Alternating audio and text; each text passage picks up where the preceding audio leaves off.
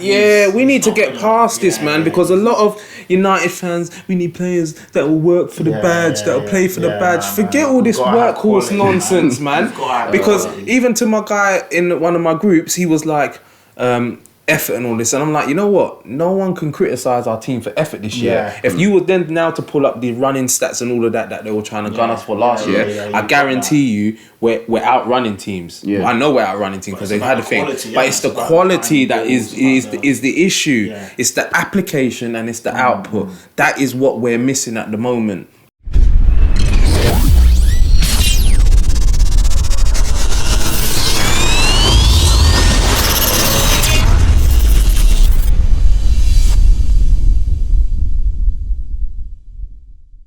Yo, people, what's happening? We're back.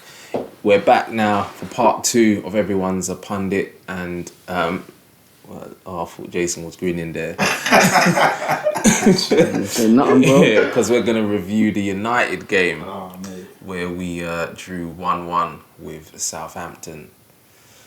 It was looking good to begin with. James scored a banger. He was 1-0 up. I was like, and then I said, this is going to be an easy win for Man United after that. Thought you turn the gears up and just roll them, do you know what I mean? Right. Did Southampton went down to 10 men, didn't they? They went down to 10 around 75 minutes. That was after their goal, wasn't it? Yeah. They were already 1-1 by then. I said, boy, I know there's some man there that are waiting because they're screenshotting my messages and putting it in groups. Because I was like, I'm not even wasting my energy. Because you know the groups are popping off in it, and people are trying to draw me out. I was on my way out, and I was like, you know what, I'm getting ready. I'm not wasting my energy on this. I'll save it for the podcast. But you know what? It's funny though, because it's a couple of days now, and I've calmed down a bit. At the time, I was livid. I was fuming. Fuming that what you didn't win, or fuming. You know what our problems are. So the reason why I'm fuming is because everybody knows. If you've been watching the shows, you will know that I've been backing the team, innit? So I've been backing the team, and I've got other United fans backing, and I've got others that are just like, we're dead. We ain't got no midfielders. But I put my faith in mans like Rashford, Martial. Do you know what I'm saying? Because when people are talking about where's your goals coming from, I'm like, we got Rashford. You said that. And I'm like, why can't he improve? And so far, Martial's been our best player. He's been sharp. He's looked like the baller that I know he is. Would you say that? Or would you say, I mean, like the neutral fan like myself would look at James as scoring in every game and say that he might have been your best player? Nah, because he's had moments. Okay. James has had moments because even he scored that good goal. In the second half, he's burned a man and then fluffed his foot trying to get across and the ball's gone out for a thing. Like he's done a few things like, and they'll show him and he's like doing that tongue but he's young, innit? So I'm not getting on to him. He's progressing well. He's had more of an impact than I actually thought he would, because I didn't expect him to start games if I'm honest. He's starting and he's actually having an impact. Yeah, but I'm talking. But if people would watch like the all-round game, Martial, number 9, leading the line, his first touch, his hold-up plays, back to goal, everything has been good, and he scored. But then he got injured, so now we're looking to Rashford to step up, and now I don't want to be one of these flip-flop fans. That's what a lot of fans are anyway, innit? But I'm like, look, I've started to back you. We're only 4 weeks in. One of my boys, we're game week 4. Cheeky Dash, he calls him Marcus Trashford. Yeah. So like, he's onto him hard. But he hasn't really been scoring for a while though, has he? Who put up that stat the other day about his shooting accuracy or his shooting? No, that's what Pat did. Yeah, his conversion rate is 1 in 10. Yeah, he's not the most look, but this is why I'm saying that he can improve, because he shows that that goal against Chelsea, he shows that he's got good goals in his locker. He scores the hard ones. He does. Like the goal against us last year, where Pogba exactly. Our whole midfield. Exactly. He's just not consistent. That's all it is. What his decision making is really bad, man. Like there's times in the games. There was a time in the game against Southampton as well where he should have squared it off to, who was it? Was it Andre? I can't remember who it was, but there was a guy. I'm like, just pass it there, and that guy's got a better shot. He's trying to shoot. There's another one where he's in the box and he can lay it off there. Matters coming into into the box, and Mata's got techers. That's one thing. If for a chance, Mata can put it one touch. And then he's trying to do, and I'm just, he can be selfish in that sense. And I'm like, your decision making needs to be better, man. But so what about defensively though? I know you said Man United most clean sheets. Yeah, do you think that you guys have improved defensively? Yeah, we have. Defensively, we're not looking too badly. Like, you're gonna concede chances. Do you know what I mean? It don't matter who you are, especially when you're away from home. You're gonna concede chances. One thing that I didn't expect is in both games now, against Crystal Palace and against Southampton. Lindelof has been beaten in the air, and that's where the goals. And what I would want is that to be reversed. It should be Maguire doing that challenge. Because that's the whole reason why I'm like, what him like behind him, and him sweeping, sweeping. Yeah. So like against Crystal Palace, he went up for the header and he got beaten, and Maguire weren't sweeping. And it's funny because against Southampton now, you saw it. Every time the player went up for a header, the other defender was around sweeping. So they'd obviously you clocked. And that's what, so well done to them for doing that. But I don't know if it's the attackers playing on Lindelof or what, but I would like to see Maguire being that man there, because Lindelof is not the guy that's good, that we need to be winning headers. That's why we've bought Maguire. So, but it could just be that the attacker's playing on Lindelof and Ward-Prowse can put in a ball, innit? That's it, he can. His delivery is second to none. But what I would say is, whilst I was fuming and I was calling us dead and we're rubbish, and what our problem is we can't create. So against your Arsenals and your Spurses and that, I'm probably not that worried when we play you lot, because it's going to be open. You're not going to go, and attacking wise, when we're on the break, we're good. It's when teams sit back, because it's the same against Wolves. We drew. We played well in that game. We played well against Crystal Palace. We had all the ball. We just, again, didn't create. And it was the same thing basically against Southampton. That's what happened against Newcastle. When teams camp and they're so deep. And if they get the first goal as well, like Newcastle did, they're just going to sit back deeper and deeper. And it's about breaking them down and having a guy that can play between the lines. And otherwise, you're just going to struggle. So this is what I think. I don't think things are as bad at United as they seem. And as much as I make out after a loss or whatever, because the emotions are running high. Now I've had time to reflect. I literally think that we're that creative player away, because as much as some people will get onto Paul Pogba, in the second half we brought on Matic and played Matic and McTominay in the two and pushed Pogba further forward, and the only chances in our game in the second half came from Paul Pogba. Do you know what I'm saying? So this is the problem, is because at the moment we're playing him in a two at the back, and he's picking up the ball from the centre backs. So he's your only creative midfielder you kind of have. He's the only one we have, because Jesse Lingard has got no goals and no assists in 2019. Yet he's playing in the 10 position. That don't make sense. Do you know what I'm saying? Right, and so then so he got dropped this game. So I'm like, you know what, Ollie, big up yourself, because you recognise that. But then we're bringing in Mata. I would like to see Gomez come in. He played the day before, scored, but he's not playing the day before and then playing. So I don't know why he's not getting a look in the team.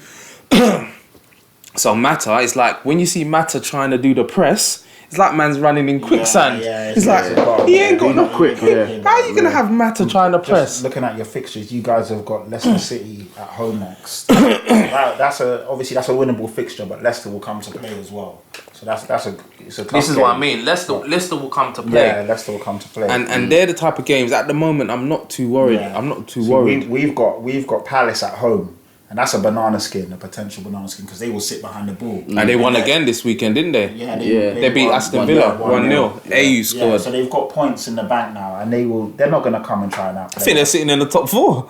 Crystal Palace. Are they? I think so. I don't think so. I think we're 5th. Wait, no. Oh, yeah, you're right. They're 4th. Yeah, they're sitting in the top 4. Man. Crystal Palace. On goal difference. Yeah. Matching. So they've got points in the bank. So against us, they will literally camp, and we've got to play them down. Leicester are unbeaten, actually. Are they? Well, Leicester got 8 points. Yeah, Leicester are unbeaten. They are. Leicester are unbeaten. So it's Leicester, City and Liverpool, the only unbeaten teams. So that's what I'm saying about United, man. Like, that may cause a problem for us. Like as well, Luke Shaw got injured. Yeah. So and we've got no recognised thing. Yeah. And Ashley Young came in, and then someone put a stat on Twitter, and I don't know how true this stat is, but it said 0 tackles, 0 interceptions, 0 For the zero, game? yeah, 0, 0, 0, like 0. Like he was 0 for 4 on crosses completion. Like he was doing some crosses, and I'm like, please, man, just hit a man for once, Ashley. Is that he's got tenacity and he works hard. But other than that, we need to get past this, man, because a lot of United fans, we need players that will work for the badge, that will play for the badge. Forget all this workhorse nonsense, man. Because even to my guy in one of my groups, he was like, effort and all this, and I'm like, you know what? No one can criticise our team for effort this year. If you were then now to pull up the running stats and all of that they were trying to gun us for last year, I guarantee you we're outrunning teams. Well, I know we're outrunning teams because they've had a thing, but it's the quality that is the issue. It's the application and it's the output. That is what we're missing at the moment. We've got our most creative midfielder, one of the best players in the world, World Cup winner, playing as a DM. Do you know what I'm saying? Now he can do that for France when he's got Kante next to him. It's a totally different ball game, and you're playing with Griezmann and Mbappe and them man there. And then he's still got Sissoko next to him as well. It's a totally different ball game. But then when you're playing with Scott McTominay, who I shouldn't laugh, guys. I don't know. I'm not laughing. Because I remember John said in one of the shows, it was probably, I think it was episode 2, and then I was like, nah, you know what? Because people gas him up and call him. He said about McTominay and Henderson. He goes, I can see with my eyes. Listening, there's certain people that will, like, for jokes and stuff, will gas him up. We call him McSauce. And What the hell? Yeah, call him McSauce because he's saucy and all of them things there. But this season, four games now. He's given work rate, but he's been poor. He's been poor. He's given nothing. Misplaced passes. As poor as Pogba was against Southampton, he still creates chances. This is the difference. This is the levels, isn't it? This is the levels. Exactly. Pogba is a world class player. Yes, he doesn't always have world class performances. No. He was actually poor. I would have to say, especially in the first half. That was probably as bad as I've seen him play for a long time. I think there was a game last season under Jose. It may even have been Southampton away where he was so badly, so bad. They're human beings. They're gonna have bad games. It's not possible. You know, we look at these guys and think they're gonna be 10 out of 10 in every game. It's not possible. It's never gonna happen. Exactly. You're gonna have a bad game. But it's just about, can players around him pull him out of that. But even when Pogba's having a bad game, like you said, he can still do 1 or 2 things that will change the game. Yeah. So what about Mason Greenwood though? Did you see the game? I didn't see the game. No. Yeah, okay, man. He's Mason, I'm telling everybody, man. Mason Greenwood and Gomez are my guys. So they're the guys that I want to see in. And when people are talking about your team on paper looks light and everything, I do agree. But we have some I won't say worldies. We got some real talent We got some real talent, but they need to be given the only thing is though, is like I was saying in the group, if Rashford or Martial have a long-term injury, say like 7, 8, 9 weeks, are you going to be comfortable with Greenwood starting? See, this is ideally you don't want a Greenwood coming in and starting that many games, but look, he's good to come off the bench and he's good to, and to get the odd start here or there. Do you know what I mean? Like really and truly. A home game against Crystal Palace, in theory, should be a game where he could come in and have some good minutes. 50, 60 minutes, and then you can... But you know what the good thing is, as I said, I didn't think James would be a starter. So James is doing well. So we guarantee that he's going to play. And then if one of them does get injured, then Rashford could go up top, or Martial's our number 9. Yeah. So when he's fit, he's playing thing, and then Rashford's going to play in one of the wide positions. To be fair, he doesn't have to start because you can, like you said, put the other one on top, and then you still got that Lingard to come in. Lingard, yeah. So the only problem is that when you're talking about Jesse Lingard, who's basically the same age as Eriksen, and people don't really. I think you was asking me, or was it you? But no. Jesse Lingard is the same age as Eriksen. He's 27. People don't realise it. So he's not a kid. I'm busting up because like when you see social media and the way he acts, you think he's a youngster. I know. Think he's like 23, 24. And now this is where I'm I can see the frustration with some United fans. I still think that you got to keep it separate. Social media is one thing, football is separate, people's lives and stuff. But at the same time, no goals, no assists in 2019. Yeah, that's mad. It's not like he plays on the bench most of the time. He actually starts most of our games. I don't think did he start on thing? He didn't start. No, he got dropped. Minutes. So he got dropped last. He's played the other 3 games, so he got dropped. Still got like 30 minutes. Yeah. He still played And don't get me wrong, Jesse Lingard, energy, link up play, can carry the ball and everything like that. But he ain't got that. Let me play that through ball and do you know what I mean? He ain't a game changer. No way. He ain't got that in his locker. He's not gonna pick that cute pass, or he's not gonna literally, dribble through 3 people. Well, I saying that against Arsenal. He can. When it comes to When it comes to games, this is what I said. If we're playing Arsenal, I'm starting him. I don't care what form he's in. if we're playing Arsenal, I'm starting him. So man can do his dancing because he actually comes up with a new dance every time. Every dance. And remember last time he labelled it on his Twitter and Instagram. He actually labelled his dance floor. The dance floor. You know what was funny about that? Let me tell you what was funny about that. Is who was it? I think it might have been Robbie or someone. Before the game, goes, we're worried about Jesse Lingard in this game because I think they got links to his brother, and they goes, hey, he's been practicing some new dances. Did he do them though? Did he do them though? Yeah, he did. In the FA Cup game, it was that game. Oh, that one. Yeah, and then he scored. After that, and then he scored, and then he did the dance. After that, they actually go and all out to check him up. And the man had the new dance ready, boy.